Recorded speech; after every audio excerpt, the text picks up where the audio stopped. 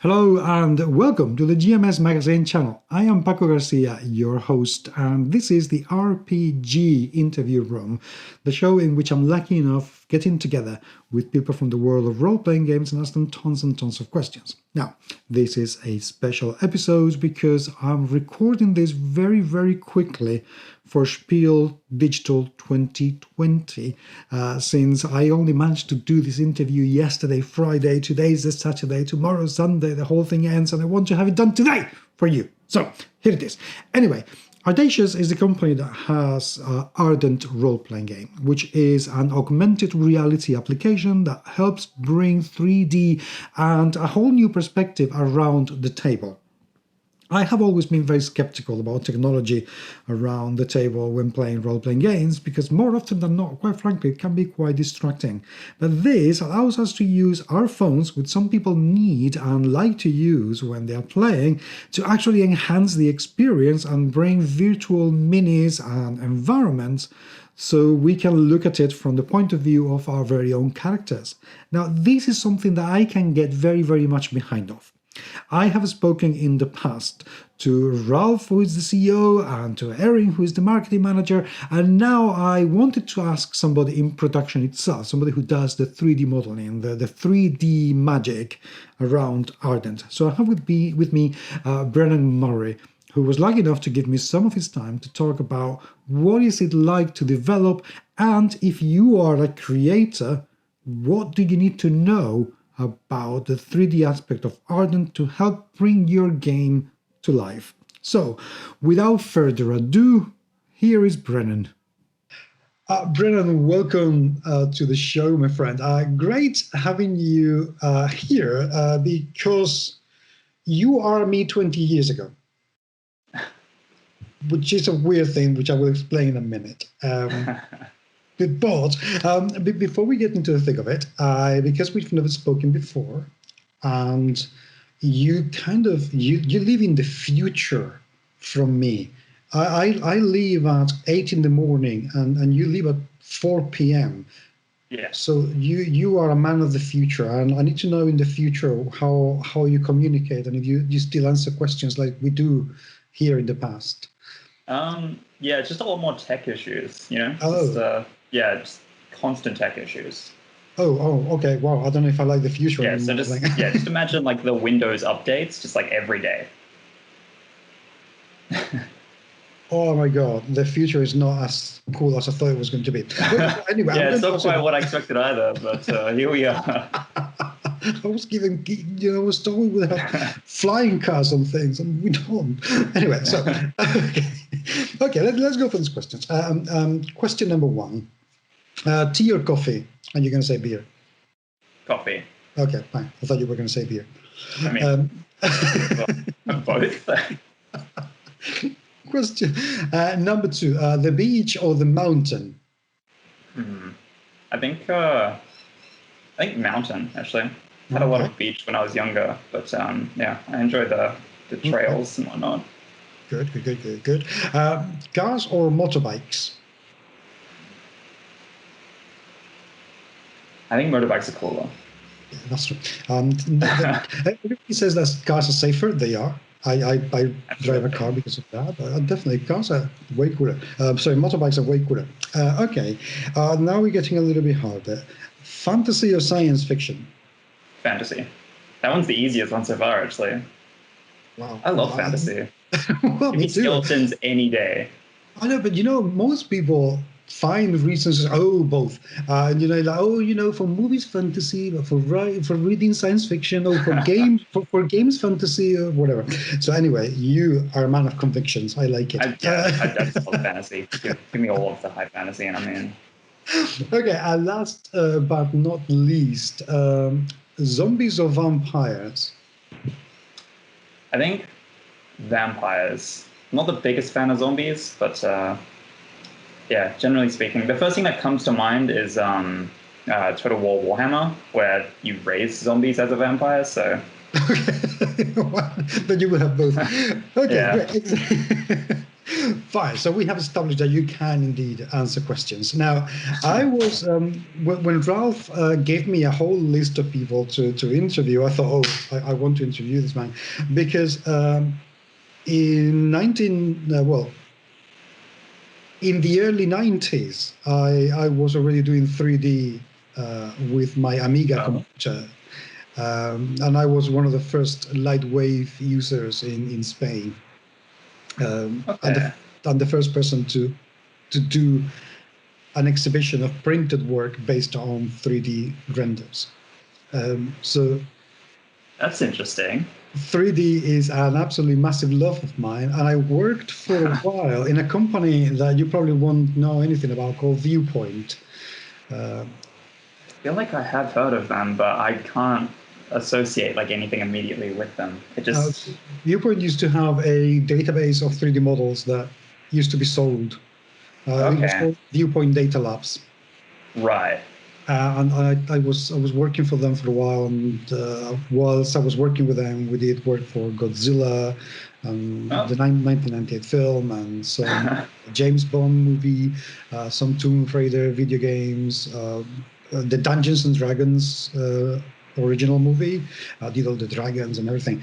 So I absolutely adore 3D, and then things became too complicated, and I thought, I can't do this anymore, What the hell is this? Too complicated. I mean, chances are you dealt with a lot of the complicated stuff earlier on. Oh, yes. Dude, I remember having to deal with a 1 million polygon scene, and that was bringing a silicon graphics machine to its knees at the time. 1 million polygons. What do you say to 1 million polygons today? That's nothing. Like, the reality is, like, because the way that our workflows kind of operate, we need like a lot of information. So we use like a baking process, which brings high poly to low poly. As a result of that, you're sculpting in the tens of millions for like details. Basically, it's very, very common like industry now where you're working in ZBrush, you're working in multi-millions of verts and whatnot and faces. So like 1 million 20 years ago would have been just huge. But now your phone could probably run 1 million polygons pretty easily. Like, honestly, it's text come so far in those 20 years that 1 million just isn't anything. Exactly. Really. So, but that's the kind of dinosaur I was. Gosh. Anyway, I could start telling stories and never end. So we're here to talk about you though, because you're one of the 3D modelers at Ardent Roleplay, creating the models that people can play with. One of the things that caught my attention when I first saw Ardent Roleplay is the absolutely insane amount of detail and the level of quality of the texturing and the movement of everything that goes in there. Before we jump into the technicalities, which I would like to ask you a few questions about, tell me a little bit about you as a 3D geek and a general gaming geek. How did you get started and land this gig? Well, originally I was actually an intern at 89 Friends, which was previously before Audacious, and I came in as an intern when they were trying to flesh out the idea for what Ardent Roleplay could potentially be. They knew they wanted to work with marker AR, and they knew that they wanted something that would help with the information system in D&D and whatnot. What they didn't really have nailed down as an art style or how exactly they wanted to present it. So as I was interning there, I was kind of like helping them because no one else at the company is like a 3D artist, or at the time was a 3D artist. There was like game designers and scholars and programmers, which is super great. But then when you need something like visual to present to people, that doesn't immediately help them. So they basically came up with like, hey, we want a pit trap. Show us how you would present a pit trap with multiple information mechanics associated with it, sort of thing.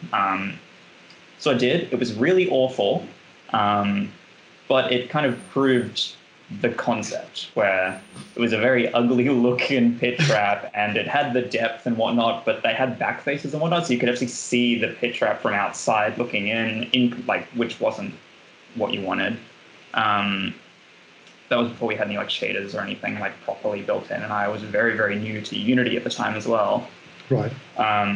Very ugly looking, very not optimized, but it kind of proved what we wanted to prove at the time. So then we kind of like had a think about how we wanted to deal with it in a number of different ways, like how we wanted to utilize baking procedures, et cetera, stuff that I didn't have a tremendous amount of knowledge in, and no one else at the company had any knowledge in either. So it was very much like, yeah, it was very, very interesting going in and being like, oh, okay, I guess I've got free reign to figure out like an art style for this AR companion app that like no one else I knew was working on anything kind of like akin to it. After I graduated, I had a couple of like small teaching bits, just like online teaching for how to use 3ds Max, essentially like bringing models from Revit into 3ds Max for architectural visualization, because a guy was trying to set up his own department.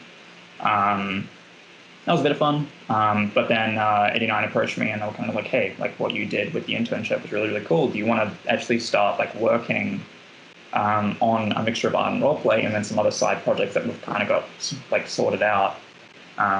So that's when I kind of like jumped in, and then we've just been chipping away at assets ever since, effectively. That was 3.5 years ago. It's closing in on 4 years soon. It's been a march. Yeah, that sounds like a lot longer than I thought it was going to be. I thought that you might have been developing for them like a year and a bit.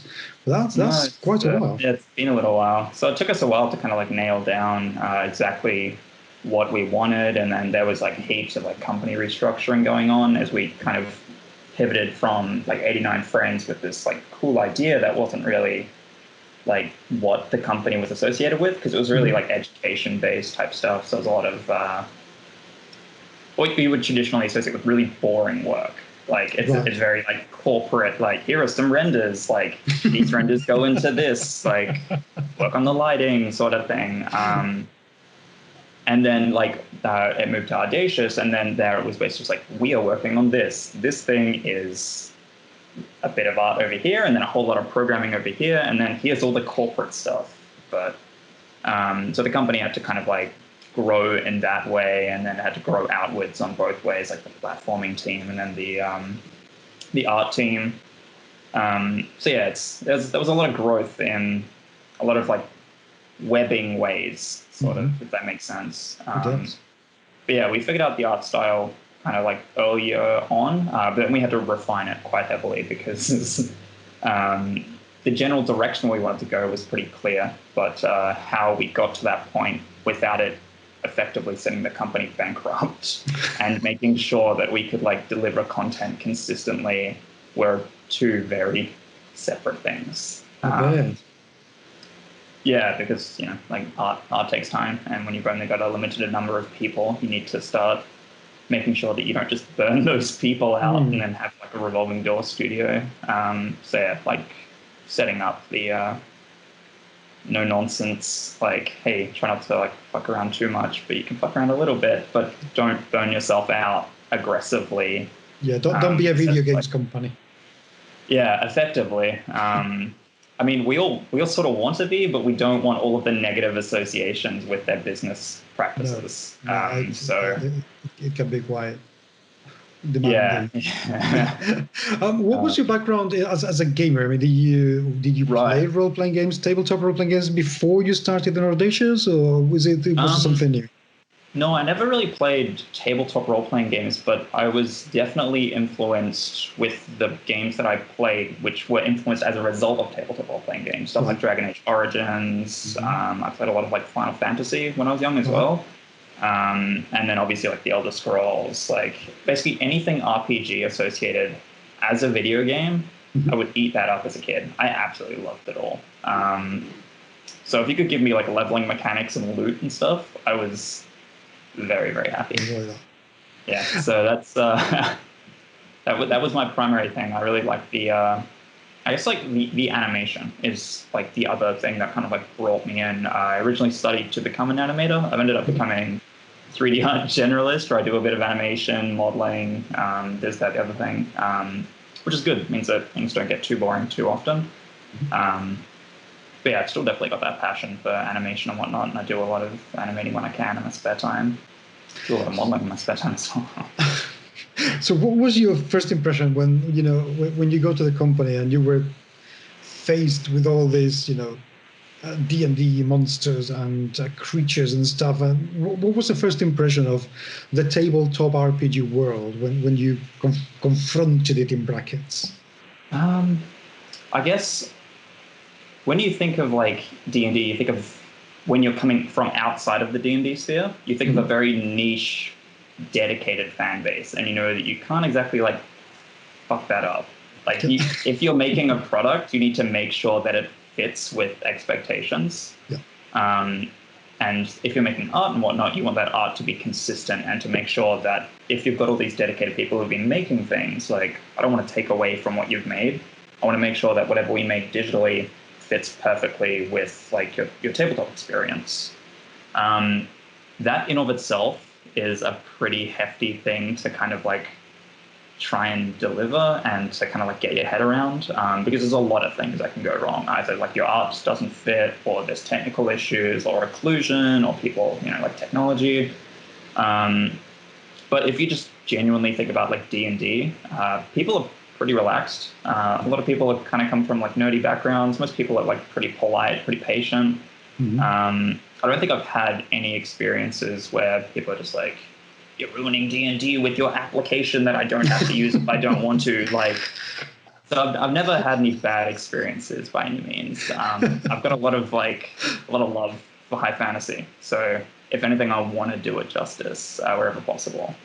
But I also have a lot of respect for the people who have like made their own stuff, like their own tangible models and whatnot, who have painted their minis and stuff, because it's hard.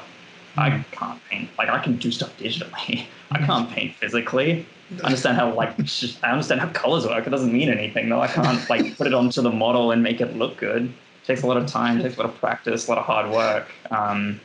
So the very best that I can do is make sure that anything we create meshes as effectively with the color palettes and the exaggerated painterly style that's associated with traditional tabletop D&D stuff. Because there is like there's a defined style with D&D, which is as a result of just how 3D printing and whatnot works and manufacturing works. And as a result, there's a style with painting and whatnot with like very exaggerated like edgeware and that type of stuff, where we tried to just like take what we could from professionals and just translated that into 3D with like smart materials and whatnot to make sure that our workflows weren't really, really slow, but also like we want you to have your minis and whatnot. We want to have an environment digitally that looks like it fits with the world that you're trying to like make or trying to present. Okay, so let's put ourselves in this situation. So because I would like to give people a good idea as to what happens when they want to have their models into Ardent. So let's imagine that I am somebody with a bestiary, for instance, and I have 100 creatures that I would like to see inside Ardent. I say 100 because it's a very round number. It could be 400. So I come to Ardent and I talk to Ralph because I know who he is. And Ralph comes to you and says, Brennan, here is this dome of beasts. Make it 3D. What happens when you recover from the stroke that I just gave you? So through my head is, oh God, how much is this going to cost? Okay. And then immediately after that is, oh God, how many people am I going to need to have? Okay. Because that is just blatantly so far out of scope as far as a 2-person 3D art team. Because it's not just me. We've got Mac as well. Mac's 3D art and conceptor. So he does all of the concepts that you see. And then he also helps out with 3D as well. But we have a pretty clear idea of like where our skill set ends and where we need specialists. So with like a creature bestiary, 100 to 400 models, I think at that point we're kind of like looking at, oh God, we really need some extra help here, because yeah, the timing for like sculpting, retop, the texturing, rigging, animating, implementation, that's like for one creature, that's already a pretty big ask. So you could like, if you wanted to be really speedy, it would take a few days to a week per character creature. Okay. So at that point, yeah, things will be really, really slow. But the idea is that you want to have a constant stream of like assets and whatnot, but you don't want to leave people like, oh, I'm really looking forward to this like dire wolf that's coming in. Go down a list. 2 years. Cool. Because that's like, yeah, reality is people don't want to wait 2 years for something. They want it as soon as they can have it. So I think with a request like that, the first thing we'll look at is expanding the team, which is like discussion and stuff was had about that because, you know, as a company grows, a company that is heavily reliant on 3D assets for their primary like sales and whatnot, yeah, programming team needs to expand as well, but our team needs to expand as well. It's yeah, it's a balancing act. Okay, so to put it a little bit more realistic, let's imagine that I do have I don't know, an adventure path, and I'm going to need 5 creatures that are not already in the catalog that you have available. Yeah. And I tell you, well, okay, this creature, because we're going to be releasing this in 6 chapters. First chapter, this is the creature. What's the first thing that happens once I give you either a description or an already existing illustration? What happens then within your company? Okay, so whether it gets approved or not will go through CEO based on if it's a request from like a separate company who's like, hey, we want your art and whatnot with our adventure paths, and there's a deal struck, or like a licensing deal struck, then we basically just get the go ahead, and then our team will just take over. At that point, we'll basically do up some concepts and we'll do up a cost breakdown, figure out how much it costs to make and time association and whatnot, and then it's straight to modeling. Okay. So at that point, you'll kind of figure out what the most complicated assets are. So if there is a lot of creatures and whatnot, then the creatures will probably be the most complicated thing immediately. So those will get to work. You'll go through your sculpting workflows, make sure everything looks cool, and then any iteration that needs to be made on like the high poly sculpt, because you don't exactly want to iterate too heavily when you're already kind of finished with the asset. And then you've got your, you know, like your traditional workflow, like your retop, and then you've got your rigging, your texturing, and then your animating. And then it goes into engine. And so we use the Unity engine. Okay. So what that means is that we've actually got a separate tool set inside of Unity to make sure that all of that information can get pushed to our database so that you can push and pull it yourself from the creation kit. So there's a lot of extra small steps once like the asset itself is finished. So, you know, just like creating it, getting it animated and whatnot, our job doesn't end there. We need to get it into engine, set up all the materials and whatnot, but then more importantly, put it through our own internal tool where we set up all like how the data works effectively. Like what you call with the view states, and like if there's any interactable associations, if there's particular events that we basically want to be able to trigger. So we've got like some tangentially associated keyframe type things. So basically if a character walks over to something, you can then call for like a trigger to call for a separate animation. So you can have some like kind of chain reaction type stuff. On our end, that's all manually done by our art team. So you can't kind of like have that chain reaction immediately in creation kit. And I cannot promise that something like that will or will not come. But yeah, it's basically just like the moment that we kind of get like the go ahead where something like that is approved, where like, oh, we need a bunch of trolls, give us 5 trolls. We're kind of like, all right, sick. Do our concepts up. Here's how long we think it'll take. Then just get to work. Yeah, we've got a very small team. As a result, it means that there isn't a tremendous amount of like, I guess like yellow tape sort of thing. Like we don't have to go through a tremendous amount of like extra ordeals, like going through marketing and stuff. It tends to just like hit hit content, and then we're kind of just like, oh, cool. Like, how do we go about this? If there's any technical difficulties that could be potentially associated. So, for example, an etten, like a two-headed etten, is a technical hurdle, and that's because we use a whole lot of like creature retargeting for our animation, so that characters and creatures can use animations that were previously made where appropriate. An etten would have a separate problem where you're going to have to do the retargeting in 3ds Max or Maya and then bring it in. And then you've got a lot of file size issues associated because you're working on mobile. So you got to make sure that you don't like eat too much of people's phone memory, because that is a very real concern and something that we have optimized quite heavily for, because we do not want to eat too much of your internal space on your devices, because it's not fun for any of us. No, absolutely not. What kind of information from me as the creator point of view, what kind of information did you need from me to make your life easier at the time of creating the 3D models for Ardent?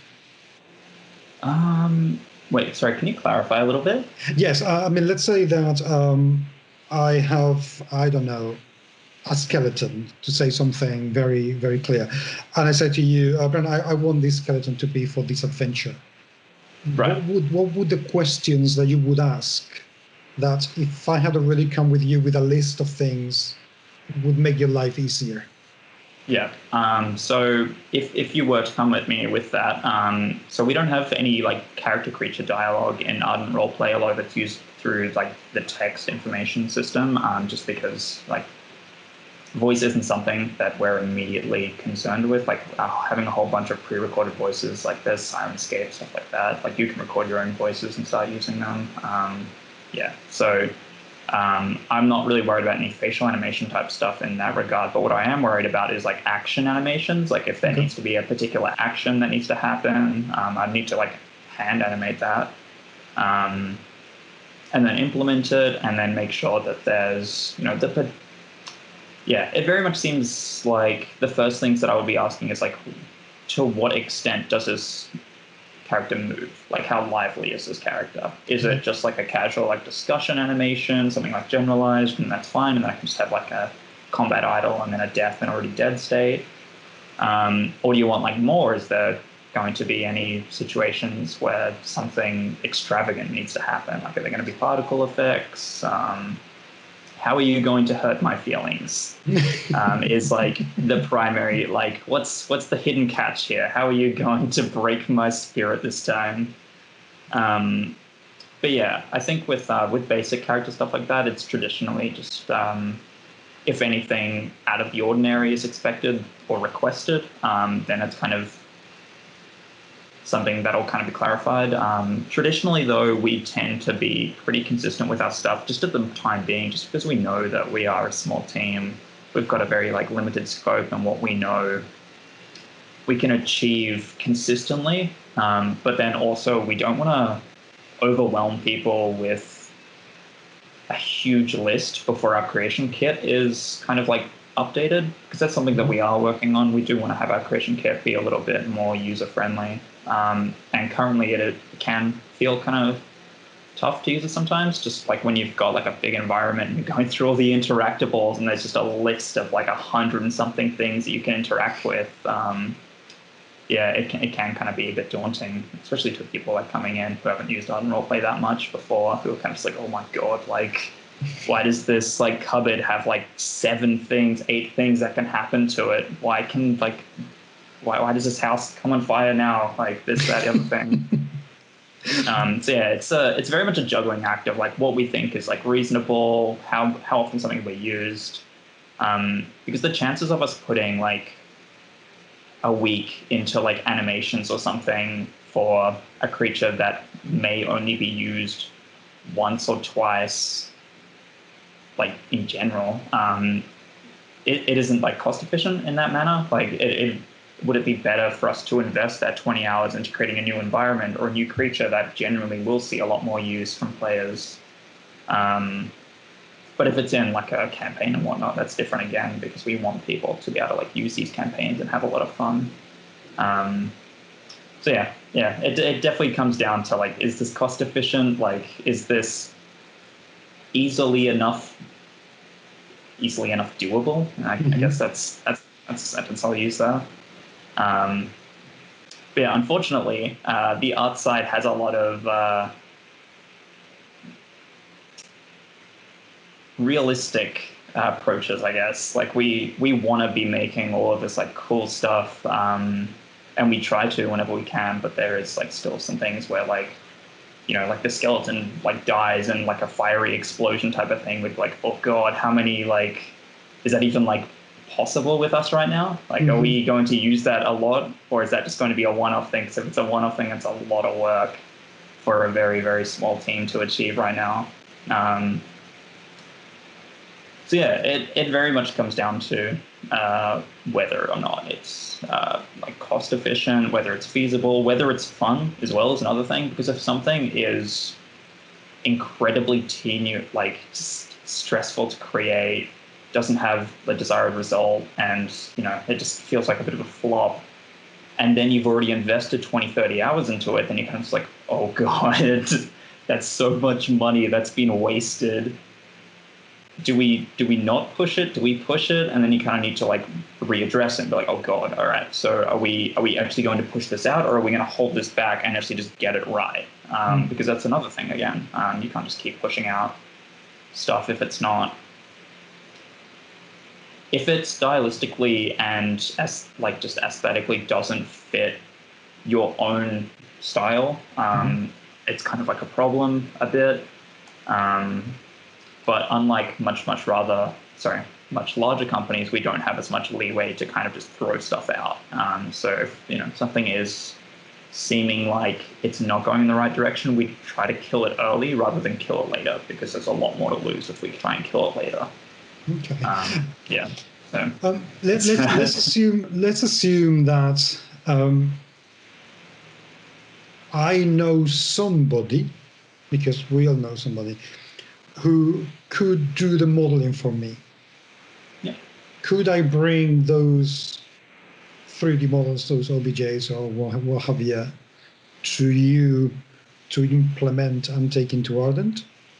So that's actually something that we have discussed in the past, and it's something that I think the company, don't hold me on this, but I guess something that the company would like to do in the future. Immediately speaking, the chances of that actually happening are pretty slim, unless there is like a license struck. But just from an art department, it is very possible. The only thing that you really need to keep in mind is that this stuff needs to be optimized for mobile.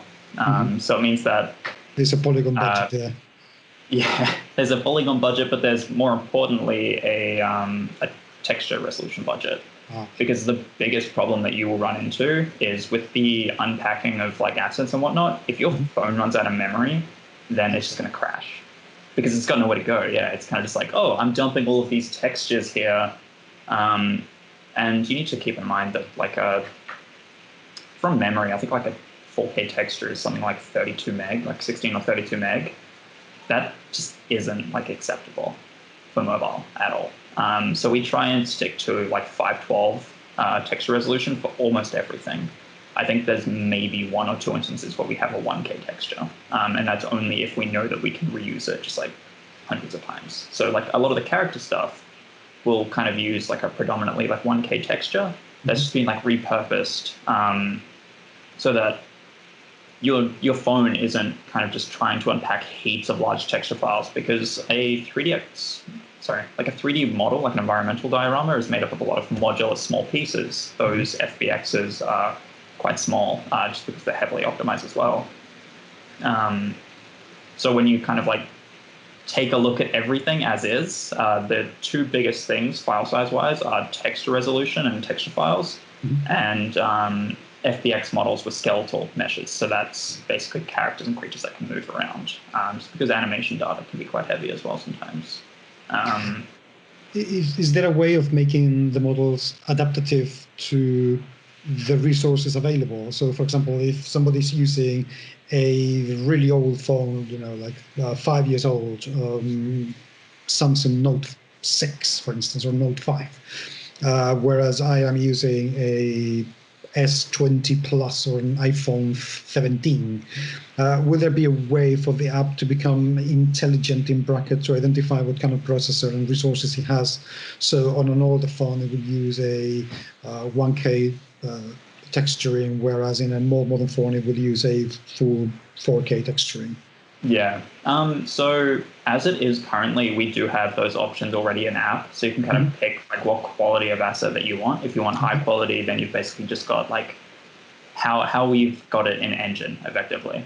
It's as good as it will get, but there is still quite a heavy amount of optimization because it's mobile and it's AR. There's only so much we can do without. Yeah, no, that's just from an art point of view, there's only so much you could really do. Yeah, no, absolutely. There are limitations in the hardware, definitely. Yeah. As for it being smart enough to kind of like figure out what your device is, that's something that platform would be responsible for, not so much art. It sounds like a cool idea. Right now, as we've kind of got like the manual, like, hey, if you're starting to lag, I would just like drop it to like a medium or lower quality. Yeah, I don't feel like something like that would be an immediate priority, but it's definitely something that I think we have discussed before. Just I don't think it's come up recently. Okay.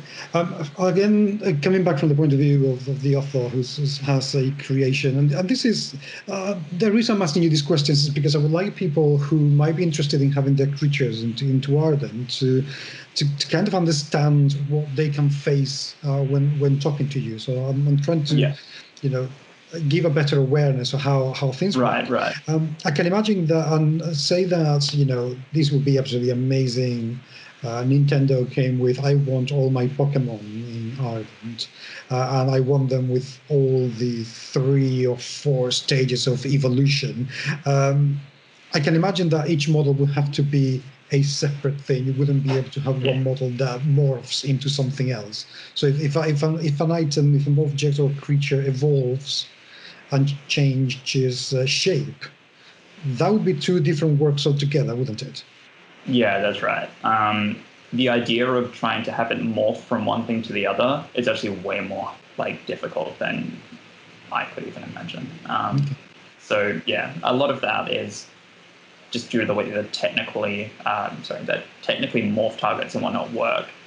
So you would end up having multiple. So with a Pokemon, you do have like multiple different meshes, and as a result, you've got a lot of different processes that need to happen because the animations from like the previous Pokemon won't always be able to translate to the most recent one. So as a result, you've now got a job for modelers, texture artists, riggers, and animators, and then you've got to implement it as well, which is another role effectively. Unfortunately or fortunately, everything that you tend to see in video games is like smoke and mirrors. There's a lot of extra work that goes on. If a Pokemon seems like it's morphing, it's not. There's some secrets going on behind where you've actually just got multiple different meshes that have been made by like dedicated like character or creature artists and whatnot. Yeah, but a video game company of that size may have like 50 people working on that and like $70 million to work on that as well. So that would make life easier, wouldn't it? Yeah, having more than 2 people would definitely mean that we could produce more. But we try to like keep that in mind whenever we're making stuff, because sometimes it does feel like, oh shit, like we're not making enough. Like I wish we could be producing more. But the reality is that when you look at like much larger companies, especially in the US and whatnot, they are big companies. Like AAA, they're working in the tens to hundreds of millions of dollars. They've got like full staff rosters of just artists. They've got the specialists and the dedicated artists and whatnot.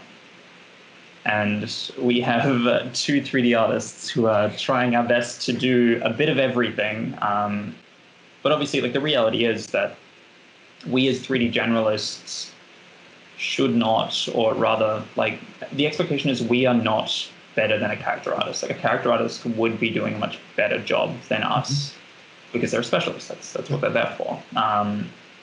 So I think like when more stuff comes in, when we are producing more creatures, when we are producing more monsters, then we'll get like dedicated people to kind of come in and help us out a bit because then stuff does speed up a lot more, and it becomes a lot less strenuous trying to juggle like a million different things. You've got environments, you've got props, you've got animations, creatures, characters, whatnot. Then you've got implementation, and then you've also got like the back end stuff, because you've got a lot of tool testing and whatnot that needs to happen. As programming expands, art needs to accommodate for that as well.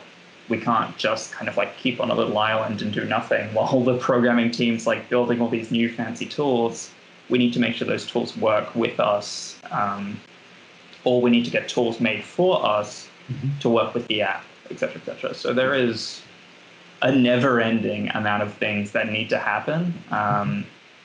But if you do have character or creature requests and whatnot, we do actually have a Discord. I try and keep an eye on it. So I know like recently on stream, one of our DMs basically asked for an evil goose. So that's something that I'm looking at the moment. The idea of having that community engagement and basically having people who request stuff and then we kind of like, hey, that's a really cool idea, or that's a really like quick fix, is something that we definitely want to have, because it's super important, especially as like a smaller company. Like larger companies can kind of like ignore their fan base to a degree. I think for smaller companies, we would prefer not to. Yeah, because I personally feel that there is like a level of like importance and impact that the community can have, especially if like we're creating something and like if 90% of the people who are using the app are like, hey, we don't want zombies, we want like, dragons, or we want like this, that, the other thing, and it's like, oh shit, okay, maybe we should pivot. Like if most people don't want this thing that we're thinking about spending the next 3 months on, then maybe it's a better idea to just put that to the side temporarily and have it think about what the community wants to see. So yeah, I think like, especially like next year going forward, that's something that I would love to see a lot more community engagement happening. I would love to have people kind of requesting stuff. Because as we produce stuff, as we push stuff out, we've basically just got a whole bunch of documents that are essentially like, hey, this is the next like set of things that we want to make. So right now we've basically got a couple of things for Cthulhu and whatnot that are going to be coming up shortly. And then we've got a bunch of stuff for like desert packs and like Egyptian themed stuff that's coming out like earlier next year. But if people were to say like, we don't want that, we want volcanoes, we want lava, we want demons, then that's something that we would very seriously have a look at and think, oh, like we don't have any of that like themed stuff. That could be really cool. Could be really interesting as well, because it's important that we enjoy what we're making and it's not just like, like a death march, essentially, just like a trudge that never ends. Because like when you're producing content for an application that doesn't have like a final release date, it means that you just need to keep enjoying what you do, because there is like that burnout that will passively occur as well. So a lot of like game devs have that hard crunch. We don't have that. What we do have is just us needing to make sure that we're enjoying what we're doing. Talking about that, that's like a separate thing. To start wrapping it up, for you as an artist, what is the most exciting prospect of working at Ardent? What is it that really makes you think about this? So there's a few things, but I think a huge part of Ardent is that we are a very small Australian-based company. So a lot of Australian talent has effectively had to leave Australia to go to America and Europe and whatnot to find work. Australia's kind of got this resurgence going on where we've got all these companies that are effectively like trying their best to keep people here. And I know Victoria's doing a really, really good job where they've got smaller companies that have now become like big companies, and they've got all of these American publishers coming back to Australia because a lot of publishers from America left like 10 years ago and whatnot. But the idea that Australia can have like its own self-reliant, sustainable economy based upon like games and creative mediums and whatnot is incredibly important. I think that we don't want all of like the young talent effectively and the old talent to leave Australia, because it effectively has like a brain drain. I would very much like to see more people sticking around. And as a result of that, it's important that you've got products that are trying to push what is the current viable market options. AR, I think, and VR are very good for these type of things because they're not only incredibly cool, but they're also fairly future-proof. The idea is that like the technology is moving with like the future. Like it's more than just like a gimmicky AR system. Like the idea is that it can be used effectively with other things. That's what AR is for. It's augmented reality. So I think that the idea that a business is being built upon a really cool system that has a future is really, really important to me personally, because I really want like the local scene to be a little bit more lively than it is.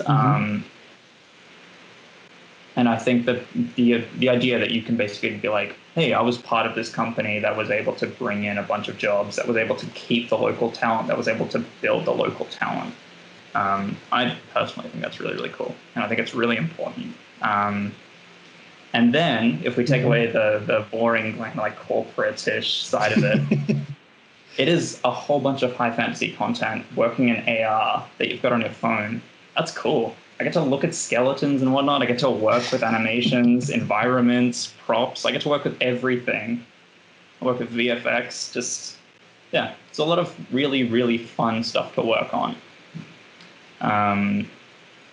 And then not only that, like we've done work on like science fiction stuff, like urban fantasy stuff, like, yeah.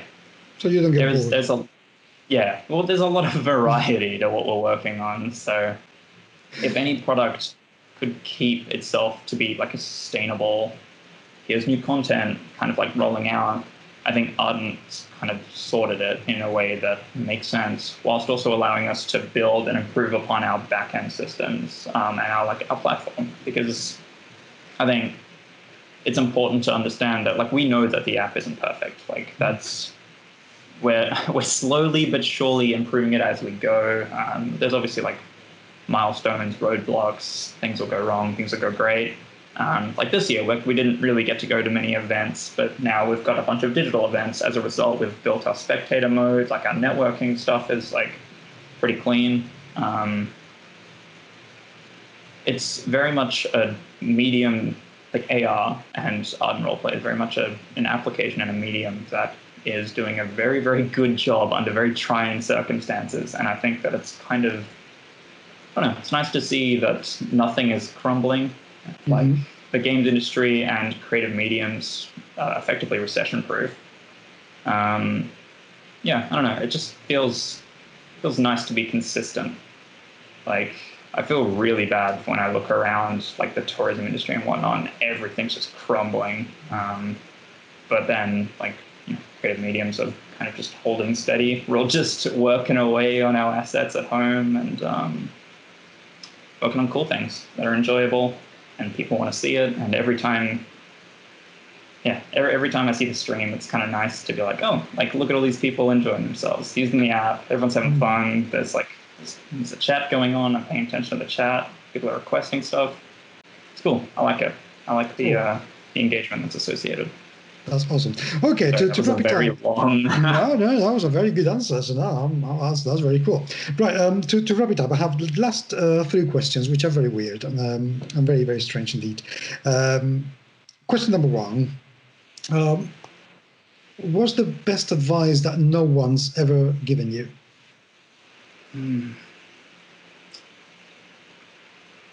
Oh, God.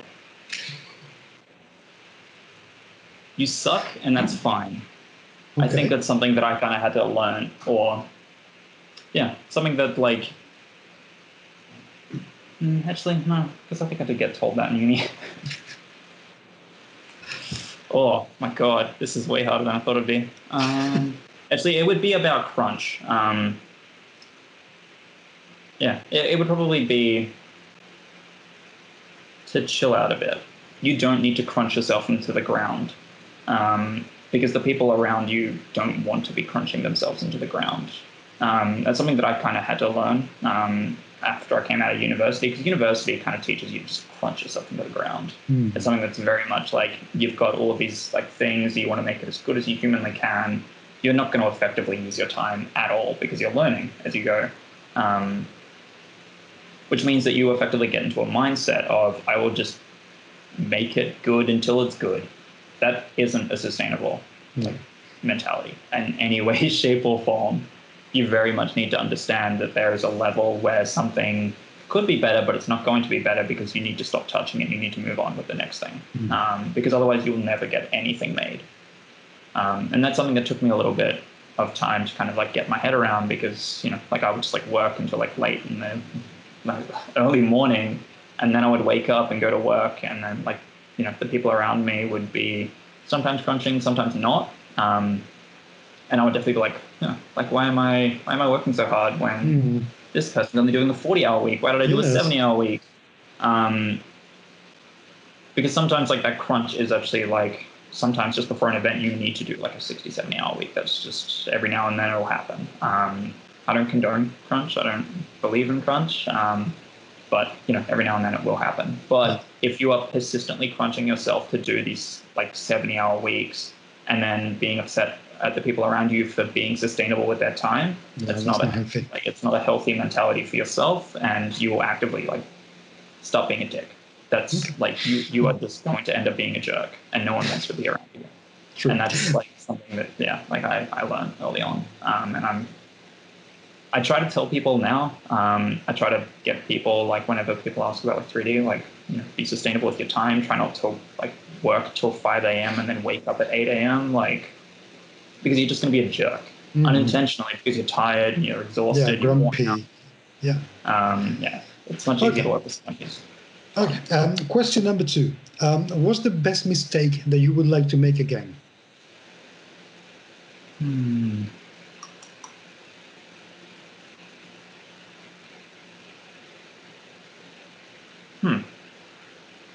These questions are very difficult.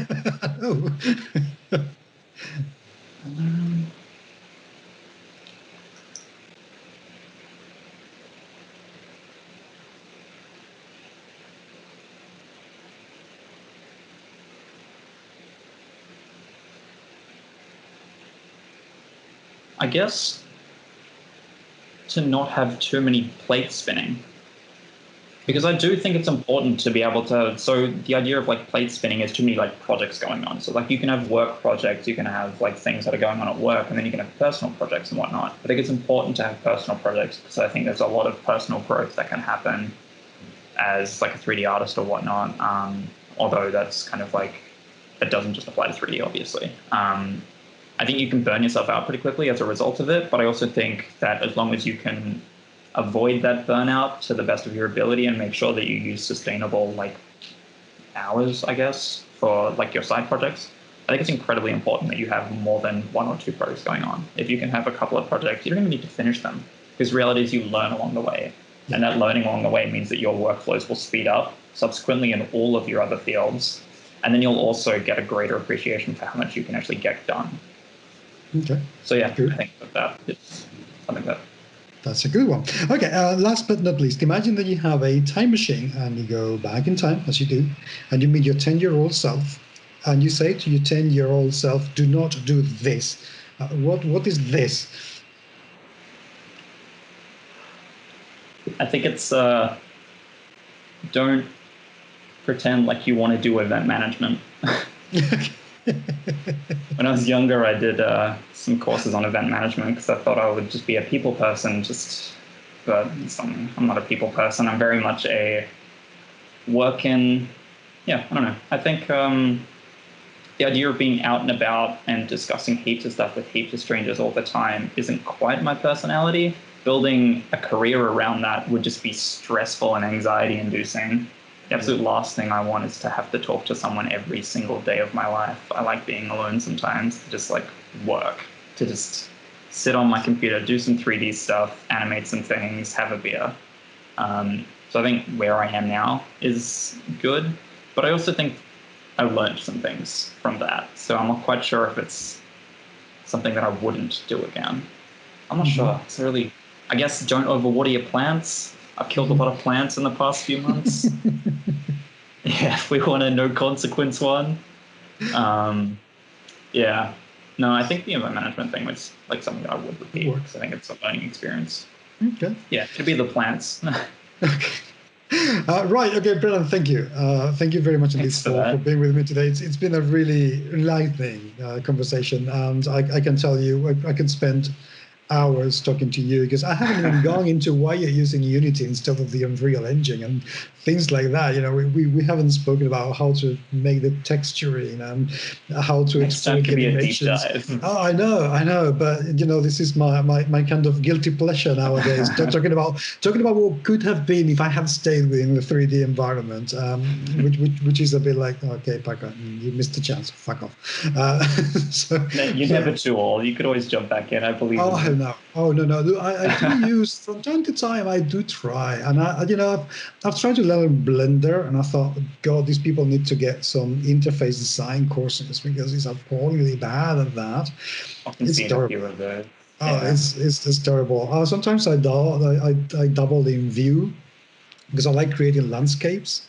Right. Which I do like an awful lot to just tinker with it. But it doesn't move, it's just a landscape. Yeah, I mean, if you haven't touched Blender recently, they did do a UI update, like a really big update. Okay. I personally don't use Blender, but I do recommend it if you don't have access to 3ds Max or whatnot, because it's a very good tool. And it's like, the people who make it are super chill. They do it for free. Honestly, I have a tremendous amount of respect for like people in industry that produce all of this really cool stuff and then just give it away because it's great. This comes to show my age again, but I was this close to investing in Blender in 1999 when they first came out, and I think they showed one of the first demos. I think it was at Milia in France, or E3 at a video game convention in London 20 years ago. And I was this close to investing in the company and decided at the end not to. So I do. Look at them now. I know, they're amazing. And don't get me wrong, I think what Blender can do, the fact that it can do professional level animation, rendering, everything is absolutely fantastic. But the last few times I've tried to learn, it was a bit like, I'm too used to 3ds Max and Lightwave, and the fact that I'm not one for getting illegal software. So if I cannot pay for 3ds Max, and I can't, I'm not going to download it, or get it illegally, so I can check it out and play with it. So yeah, I missed 3D. I don't think I miss it enough to give up some of the stuff I do today to come back to it. But I'll keep an eye on it. Definitely. Yeah, I would happily recommend it. They deserve it at the very least. Definitely, yes. Brennan, once again, thank you so much for being with me today. And hopefully we'll get the chance to do it again soon, I hope. Yeah, no, it sounds great. Good. Awesome. Thanks for that. Have a good day. And this is it. I really am so looking forward to the possibilities and opportunities that this platform is going to offer.